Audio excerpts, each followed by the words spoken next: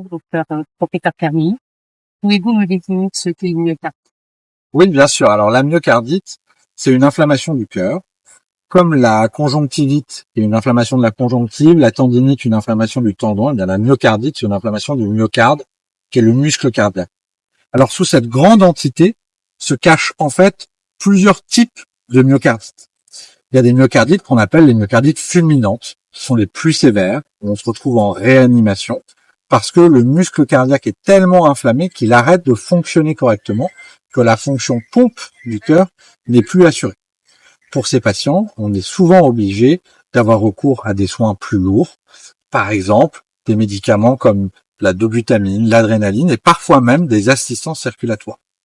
À côté de ces myocardites fulminantes, on a des myocardites dites compliquées, c'est-à-dire avec une dysfonction du muscle cardiaque, mais sans critères de gravité, c'est-à-dire sans choc cardiogénique.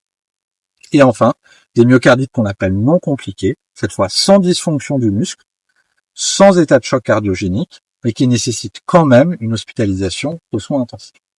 Ce qui est intéressant, c'est que quel que soit le type de myocardite, il peut y avoir plein de causes différentes à ces myocardites.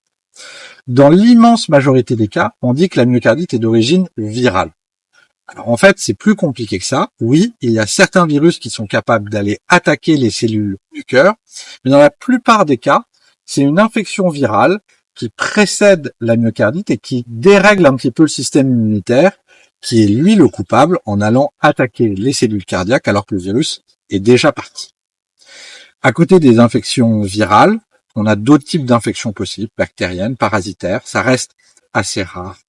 Et puis on a évidemment deux autres grosses causes de myocardite, les myocardites auto-immunes, liées à des maladies de système.